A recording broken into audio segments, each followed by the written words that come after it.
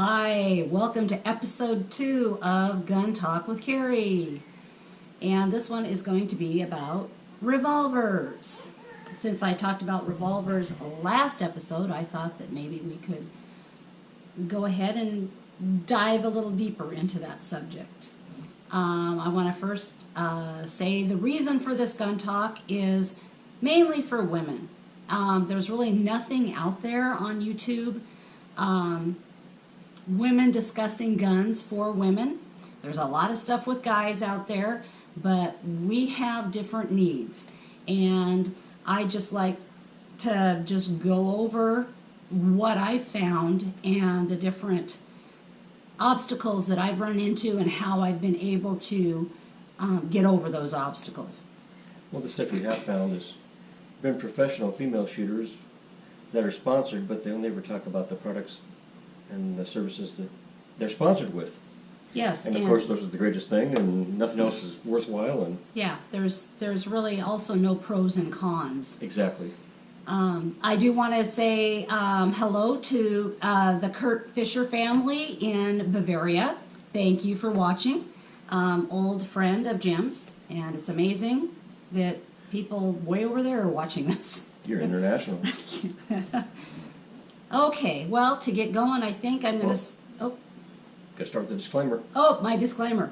All of the guns that we have, excuse me, that we have out here are empty.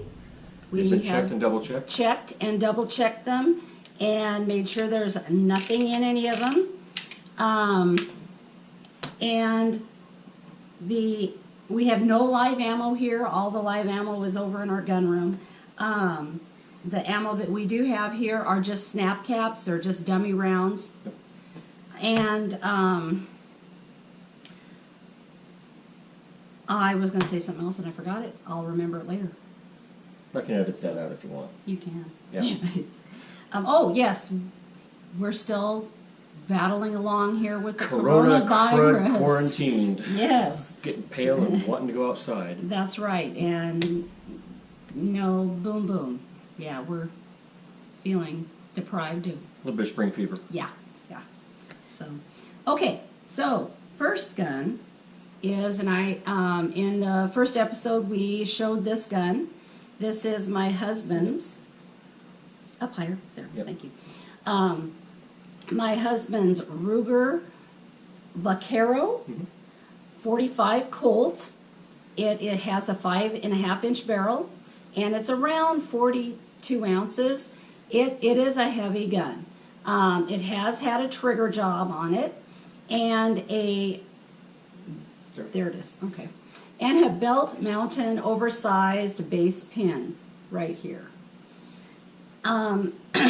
Again, this was the very first gun I shot. I took it to a Foxes and Firearms class, and had never shot it before. And they said, "Are you sure you want to do this?" And I said, "Yep." My husband wouldn't give me anything that I couldn't handle. So, and I did fairly well with it. And then I hadn't really found a gun yet that I wanted. I was still looking and searching. And we went to Montana and for a little vacation, and we were at an outdoor range and set up a little course where we had big cable spools. We had two 6-inch or two 6-plate Pyrax. They're about 50 feet apart, and you had, this is a SIG 938 9mm. You had this sitting on one gun spool, that sitting on another. So you would have to pick up the gun, each one was loaded with 6 rounds, hit 6 plates, set the gun down, go get the next gun, run over. Run, yeah. Pick the next gun up and hit 6. Yes. And what was interesting is you did better with that gun. Yeah, with this one. Loaded up with 185 grain hollow points, 10 grains of bullseye, so it was not a weak load, but you shot that one consistently better than this. I'd like to revisit that drill. Yeah, that would be fun to see how well I did. With this one, it has a little bit more flip to it, and as we remember, I would hit, okay, on a plate rack, they have like let's say like pie plates that are metal, and there's usually like 6 of them, and they're, the rack is held by a steel type bar. And I tended to be hitting the bottom underneath the Yep, plates. you were anticipating the recoil. And I'd hit the bottom bar and not hit the plate. And I think I probably missed 2, as I recall, and had to go back and hit those before I ran to the next set of plates. Where this one, the recoil is a little bit, it would go back and I'd know when to come down and initiate that next shot. Well, yeah, you come down and cock the hammer. Yes. It's a single action. It You is cock a the single hammer. action. You have to actually cock the hammer and then pull the trigger and then cock the hammer again and pull the trigger. It's not, see, I can't. But it's pretty easy to get fast Yeah, with that. it is. It's not hard at all. And amazingly, my hand, being as small as it is, did fit this gun quite well. That was fun. We need to go revisit that because now you know how to shoot a semi. Yeah. We've really got to do that. Yes. Except this time video it. We didn't have a GoPro then. Yeah. And I just think I have some stills from that. But it was pretty interesting that you actually did better with these basic sights. This is just a groove in the top strap here of the gun and a front blade, black on black, and you did better with it. That was amazing. Yeah. It made absolutely no sense at all, but what can you say? Sometimes that's how things work. That's true. Skipping to the next revolver gun that I have, that one was Jim's. This one was my first revolver purchase. And we went to the Sportsman's in Puyallup. And we've gone there and looked at other guns, and we kind of told the salesman, his name was Dave, correct? Yeah, it was Dave. And he was awesome. We told him what we were looking for, and he goes, I want you to hold this gun. And he handed me this. And it had a different type of grip on it. The original grip was more of a rubberized, kind of almost like Hogue style rubber grip. And Jim and I both looked at each other like, that's not going to fit her hand. He goes, just try it, just try it. Well, okay, and I put my hand on it, and I was like, oh my goodness. I couldn't believe how nice it fit my hand, and I was able to get onto the trigger, and that is one of the big problems that I have with a lot of guns is that Well, you're 5'3". yeah, and my hands are little. And if I have a gun that has like a double stack or has a wide grip, I can't reach that trigger. But this, my hand just fit perfectly in there, and I was able to pull the trigger. Double action. A lot of times the double action is so hard to pull when you have small hands and not a lot of strength, but this was a piece of cake. And the only thing that we did when after we bought it was we changed out the grips. And why did you change the grip out? I changed the grip out because a lot of times when I did shoot this competitively, I did shoot it in a match or two, and a lot of times, you know, your hands get sweaty, or there are some stages where they have you start with your hands in dishwater. Bucket of dishwater, flat, palm down. You got to pull your hand out, grab your gun with wet hands, and you know, you can wipe them off if you want to, but they're still damp. And that takes time. And that takes time. So grab your gun, and with those rubberized grips, I didn't have as good of a traction, where these, as you see, have a little bit of aggressive grip on them. Some texturing on it, yeah. Yeah. And I was able to get a lot better, firmer grip. And also I found that with the rubber grips, I would tend to slide down a bit, and my hand would not stay in that proper trigger position that it needed to be in. So what happened? You end up readjusting your grip I'd in the middle of the readjust stage? in the middle of a stage, or even at practice in the middle of a shooting, because for me, I have to actually push up like this on the gun to get it where it needs to be. And I found myself doing that. But with these, I don't have that problem. And also we changed the sight. This is a It was a 686. it's a 686 Performance Center sight. We had our gunsmith put that on there for us. The other sight was similar to this, but maybe not quite as high. It was basic black on black. Yeah, Well, it did have a little bit of Yeah, kind of. a little Had bit that of, little insert in it. yeah, a little bit of orange painted almost on. And I couldn't pick that up in low light as well. This one, as you can see, is very bright, and I picked that up really Yeah, nicely. if there's any kind of light, it picks it up. You can Yeah, see it. yeah. When I did shoot this competitively, I had to have some sort of speed loader, and what we did was we went ahead and I tried different Back on the ones. frame. I tried different ones, and I tried the twist type, and those there's just way too much to do with those. And so this one here is a Safariland Comp 3, and it's the best one out there for this. And all you have to do is line it up, push it in, drop it, and you're ready to go. Also, you can get the little holder for your belt, so you can draw them from it. I think that's about it on this guy. What were some of the other revolvers that you tried that didn't work so good? Boy, a lot of them, I can't remember all the names of the ones, but if you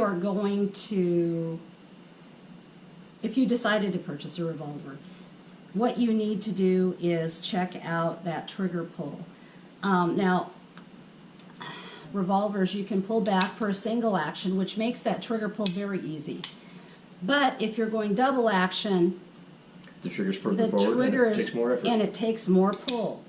There are some that I could not even pull back in double action. It was like a wall. My finger just was not strong enough.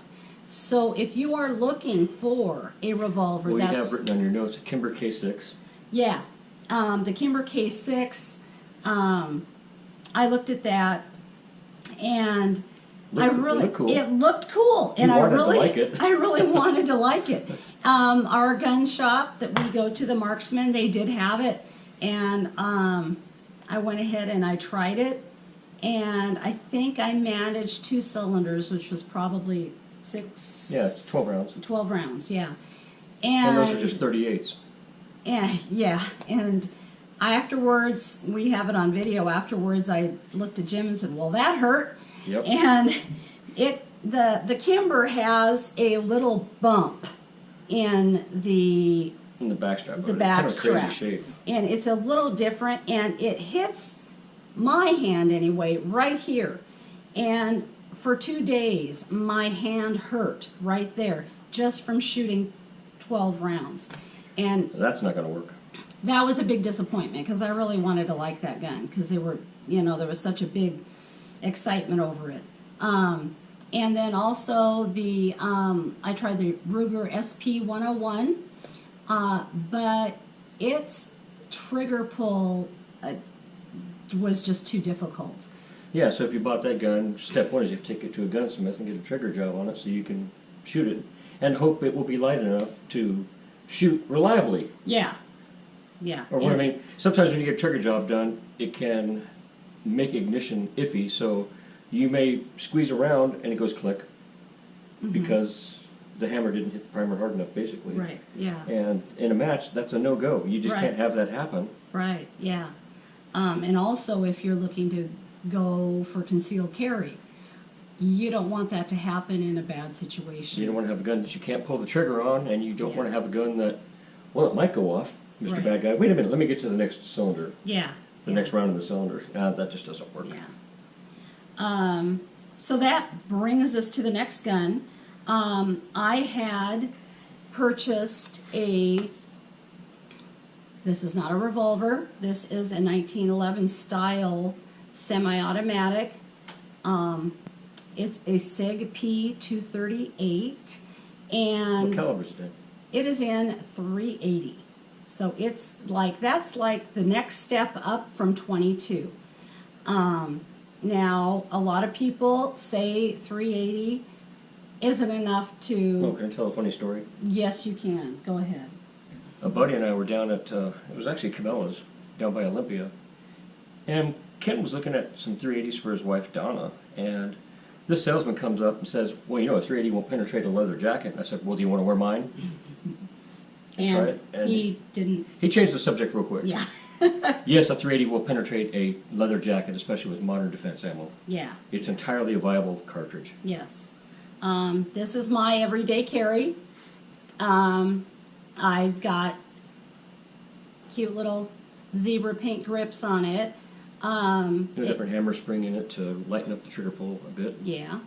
And That's about it for that gun. I think so, yeah. You've shot thousands of rounds and a few matches with that gun, and it's always been 100% reliable. Yeah, and it is, of course, yeah, there's no magazine in there. I'm going to turn the gun around so you can see the sights. They're nice and big sights. I really like them. Most of the SIG guns have those nice Those nice, tritium. nice sights on them. Tritium? I don't know, they glow in the dark. Yeah, they glow in the dark, yeah. I don't know if the tritium doesn't matter. They glow. Anyway, and I carry this whenever I am out and about. But the one thing, and I'll let him demonstrate this, the one thing when you have a semi-automatic that has a slide that goes back, It's something you have to be aware of. if you are in a situation where you are extremely close to the individual, Say like a 220-pound ape tackles you and is on top of you.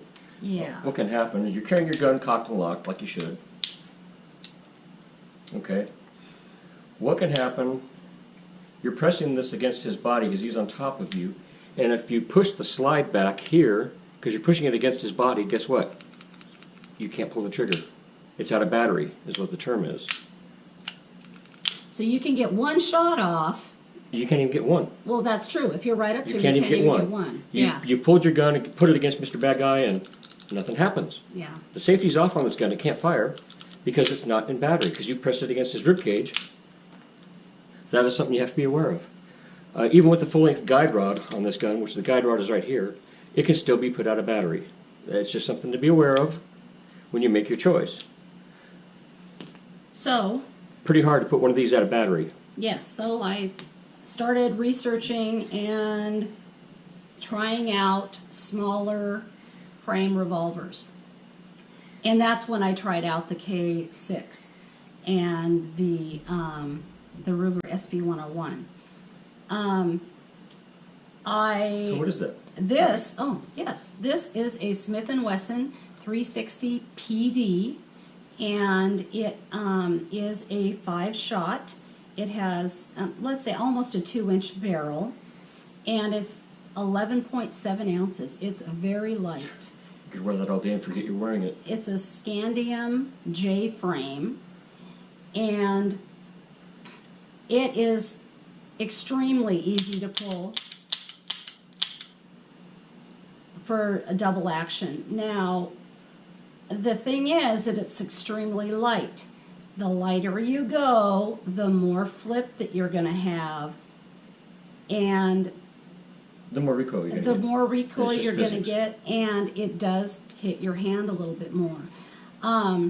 This was the best one that I could find that was the most comfortable for me, and I have not taken it out to the range as often as I should have to get myself real comfortable. I have not carried this because I'm not comfortable with it. This little guy, I'm extremely comfortable with. I've shot this several times in matches, and Yeah, you're extremely proficient with that. yes, yes, and it's and a lot of the ladies that I shoot with also have this gun, and they carry it religiously. We just have to get you out to a range and run you through some courses with that gun, so Yeah, you have to feel confident with something if you're going to carry it. yeah, I just need to take it like every time to the range with me and shoot a few cylinders out of it just so I get comfortable with it. But if I was in a self-defense situation, I could pull the trigger. Yes, it might hurt a little bit. You won't feel it in but that I situation. won't feel it in that stressful situation, and I could definitely take out someone. And I'll with say it. one thing, even our gunsmith will not fire one of these in 357 Magnum. It's chambered 38 Special / 357 Magnum. I could not imagine even thinking shooting a 357 full house Magnum in a gun that weighs less than 12 ounces would be any kind of fun. 38 plus Ps are fine. You know, they're lively, but they're controllable. It's a doable option. So just because it says 357 Magnum, yeah, well, whatever. I call it a 38 with 357 Magnum capability. Yes. And I wouldn't want to shoot a bunch of 357s through a little gun like this. That massive amount of recoil has got to throw this gun out of time sooner than it would a big gun that weighs more. So you always have to think about those things. But for, man, an ankle holster, whatever, you would forget you're actually wearing this thing. It's nothing. It's just crazy light. Extremely light. So on that note, if you ladies are out there looking for something to carry, concealed carry, definitely, if you're leaning toward a revolver, definitely try that gun out. Not just at the counter. Go to a place where you can rent one and actually feel what it's like. I was at a gun class with a bunch of ladies. There's probably almost 20 of us, I think, there. And there was only a couple of us that had actually shot guns before. And there was one lady, bless her heart, she had got herself a revolver. And I can't remember what kind it was, but it was a little revolver. And she was so excited about it. She shot, I think, 1 cylinder. And she didn't want to shoot it again. It hurt so bad. And that's one thing that you need to do, is you need to take it and rent a gun, rent all of the revolvers that you see, and try them out and see which one is the best one. You cannot tell by looking at one or picking one up if it's going to work for you. You cannot. You just can't.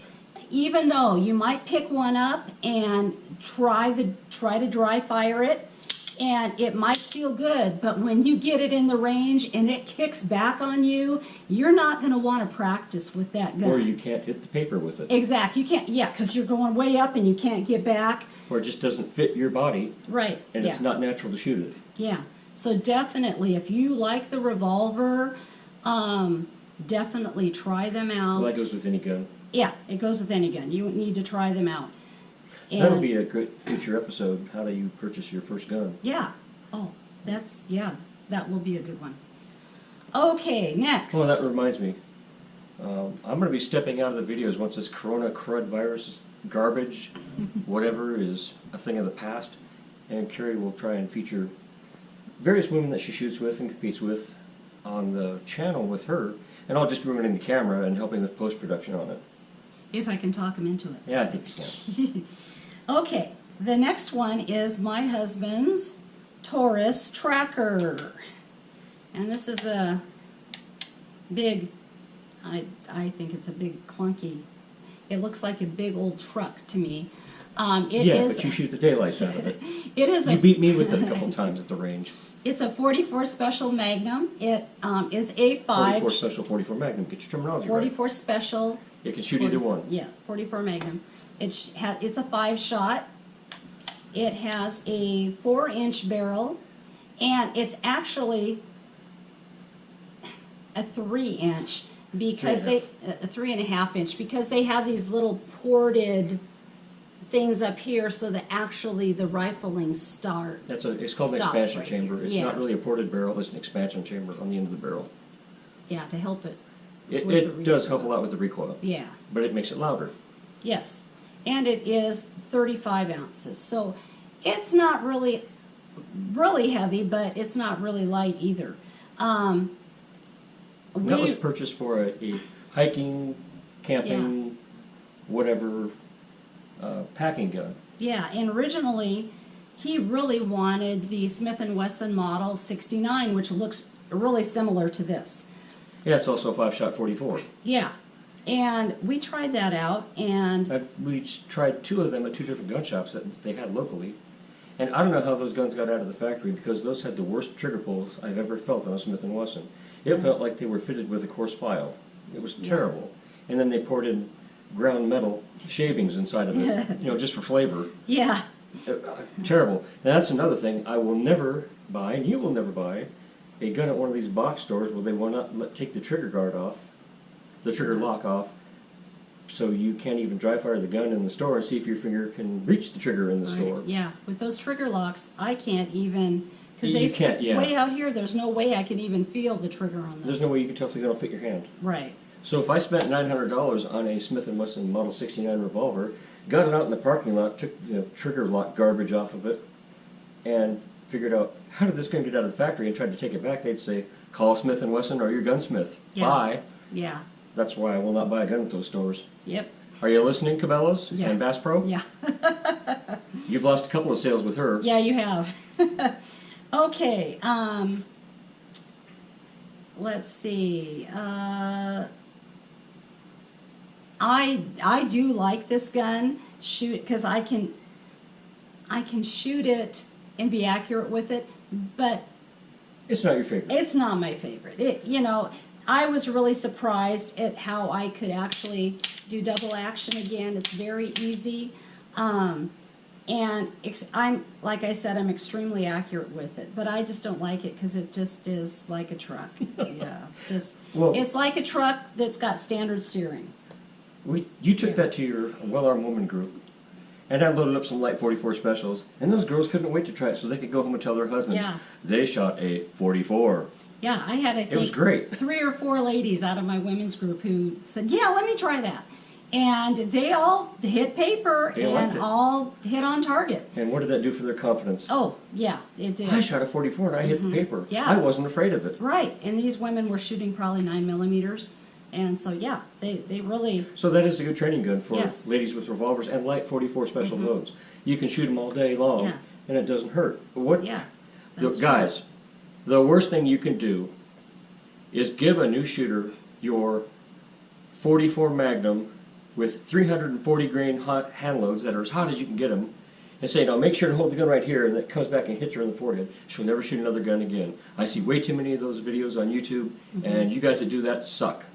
Yeah, you might think it's funny, but you scarred your girlfriend or significant other For life. for life. Not just on her face, also inside. That's going to make her not want to shoot It's called ever a again. traumatic event. Yeah, yeah. Don't do it. You don't want to do that. Okay, I think our next one is Jim's gun. Again, this is his Smith & Wesson 325 Thunder Ranch 45 ACP. It is a 6-shot, has a 4-inch barrel, and it is 30.5 ounces. It's an N frame, and it's a scandium frame, and it does take moon clips. And that was the main reason for this. Was a Christmas or birthday? Birthday last year. Present, yeah, for him. Glad I remembered that. Yeah. For competition, the moon clips, they just drop right in, and when he's done shooting, he just has to eject them, and they stay all Grab another together. moon clip off my belt, throw it in. And throw it in. He's used this several times in competition, and he really, really likes it. After about probably August of this year, I'll be using that exclusively in every match that I fire for the next year. Yeah. I want to see how good I can get with a revolver in competition and under high pressure situations. I can shoot this. Its trigger is wonderful. The one thing is that it's right on the edge of being too big for my hand, and so I don't think I would shoot it competitively. After 100 rounds, I think that I would not want to be shooting it anymore. My hand would be really tired from. No, your hand would be tired, and it might hurt. And what's the point? If your hand's going to hurt, you don't shoot that platform. Right. You don't want to do that. You want to have fun. And that's the thing with some of these guns. I can't just go out and shoot them and put out 100 rounds and it be fun, because it is, for my hands, because they're so small, it is a struggle. Nobody wants to shoot 100 rounds with this thing. Yeah. At a sitting. Yeah. And I think that's it for this guy. We move on to our final gun, and I showed this last week. This is the Chiappa Rhino, and it is in 38 and 357. It has a 4-inch barrel, and 5-shot, 6-shot. oh, it is a 6-shot. That's a funny looking 6-shooter.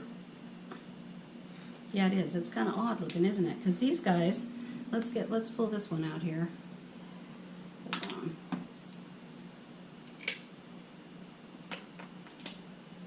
Hold on. See the difference?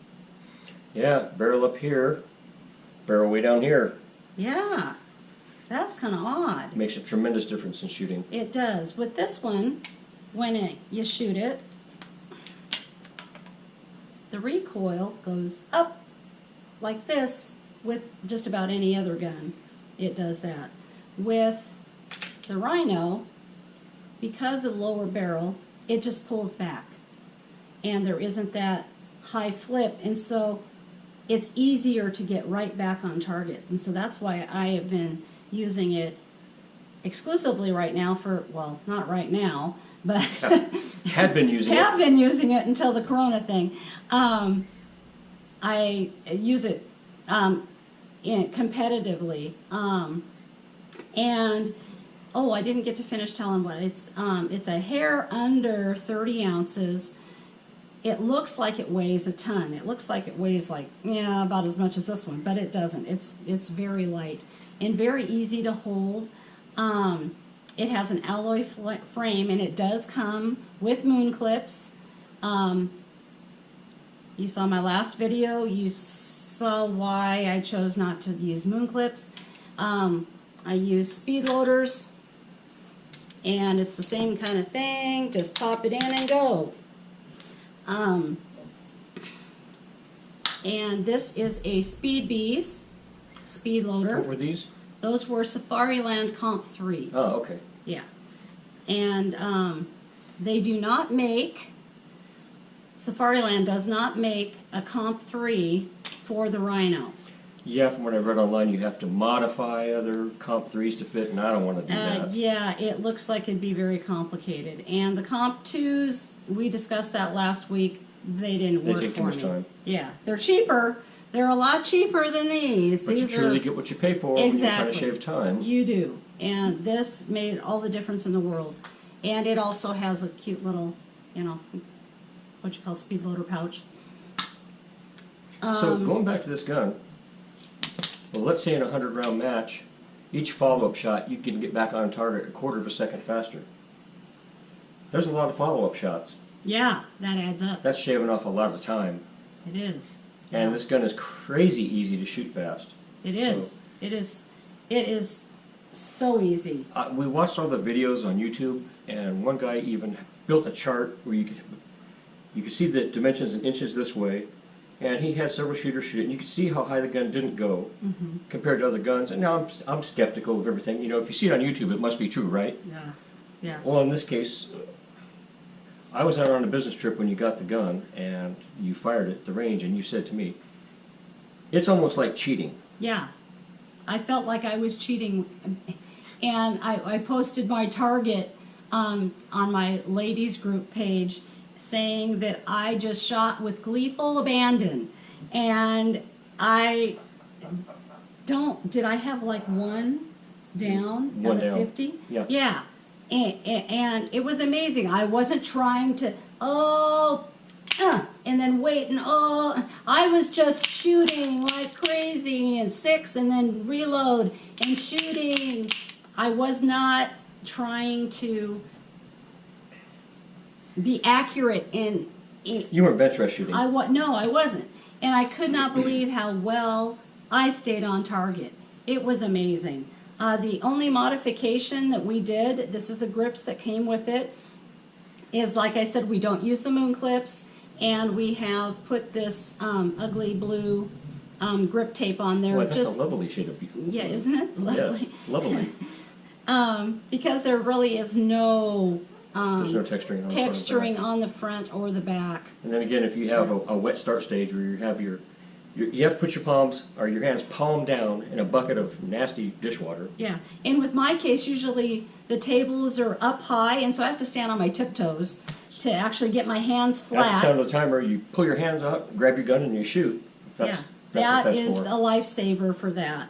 And this is not a concealed carry gun. It's way too big for that. probably a little too bulky. Yeah, but I don't know. What could you carry easier and hide? yeah. Yeah, I don't know. Yeah, I can't see this on an ankle. That would, yeah. You'd walk with a limp. Yeah, you would. Now, if Yeah. they made that gun in 44 Special, 44 Russian, or 45 ACP, Chiappa, Yeah. you'd probably sell more than you could manufacture. Chiappa, Yeah. just a little hint. Yeah, yeah. Yep, it's definitely a very fun gun to shoot. And I think that's about... I'll try and put a couple clips in of you with your hat cam shooting the Rhino in actual competition.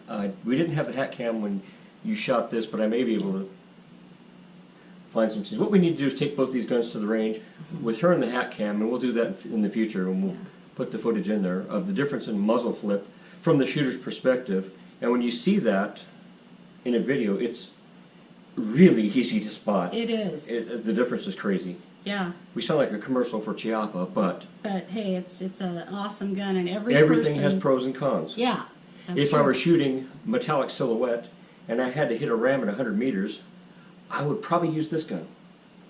Yeah, I can actually shoot this gun, I think, more accurately than the Rhino, but I get back on target so much faster. And that more than makes up for the accuracy difference. I can hit the 8-inch circle easily and not have any trouble. If I had to, like he said, something smaller and far away. This is definitely the better bet. It all depends on what your use is. Yeah, definitely. So, the sights on this are awesome too. Yeah, they're good out of the box for competition. Yeah, I'm going to turn this around so you can see. Yeah, they are... I was surprised at that, and I've shot this in low light, indoors, at a match in Centralia, and they picked up just fine, and that's the reason I took it to that match, because I knew it was going to be indoors. I wanted to see how this works, because there's going to be a couple indoor matches at the Washington State match. Indoor stages. Indoor stages, yeah, that are dark, low light, and that match is in August. There is somebody that makes a tritium insert front sight, but if we need to go to that, we will, but as of right now, we don't really need to. We don't see a need right now, yeah. So. But I was going to say something else about this, and now I forgot. Oh well. So ugly, it's cool. Yeah. Yep. So I think that's it for this little I know what episode. I was going to say. Oh, okay. We need to have an episode, I think, of some of the interesting correspondence you have had with manufacturers. Yeah. Mr. Parker. Yes, thank you. Yeah, there was... We don't have to have an episode on it. We can just... Maybe we'll throw in a little one every now and then. Yeah, well, I'll talk... Since this is regarding revolvers, I had contacted True Glow and asked them, because I couldn't find on their website, if they had a True Glow sight for this gun. The TFX. Yeah. Yes. Yeah. And this is the Smith & Wesson Model 66 Combat Magnum revolver. And I received an email back, Mr. Parker, no, we're sorry that we do not carry those. And I was a little offended because... You said in the body of your email, I'm a female competitive shooter and I really like your sights, and do you make them? So I sent them an email back telling them that they need to read their emails, and not all people looking for sights are men. Well, that was probably about maybe 2 years ago. Yeah, maybe something like that. I contacted them about True Glow sights for the Chiappa Rhino. Same kind of questions. Said who I was, said what I was interested in them for, that I was a female competitive shooter, yada yada. Response back, Mr. Parker. So... Are you listening, True Glow? Are you listening, True Glow? You need to change your algorithms to grab out and look for, if it says female shooter, or just in general stick Dear the person... firearms enthusiast. Or stick the person's name in or something. Cut and paste the name, something. Yeah, because it's hard enough for females to be treated with respect, but when they're looking to buy hey a there, product... little lady, are you sure you can handle that there 45? Yeah, yeah. That's another story. That's another story. We'll go over that some other time. But, yeah, so people that sell stuff, guns, products, accessories, need to be aware that there are so many more female shooters out there than there were even 5 years ago. And that is such a niche. It's such a huge untapped market. Yeah, that if they would get a lot of business if they would focus on that. Yes, they would. Yeah. So, okay. I guess that's it. I guess that's it. So we'll see you next time. See you next time. Bye. Bye. Shooter ready. Stand by.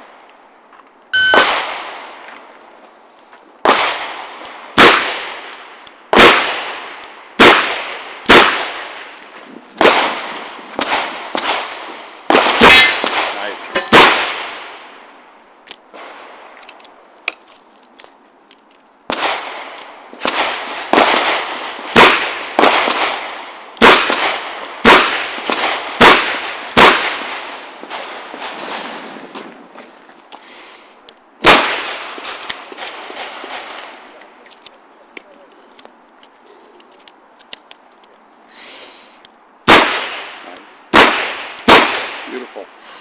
Okay, if finished, unload, show clear. Shooter ready. Stand by.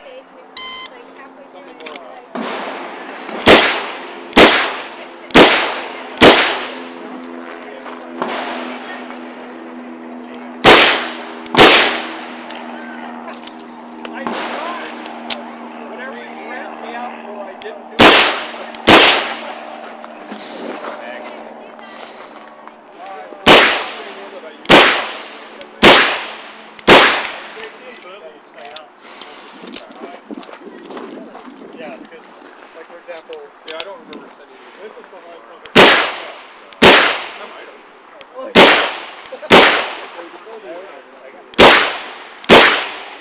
Excellent. 4195. You are clear. Load your cylinder and holster, please. Well done.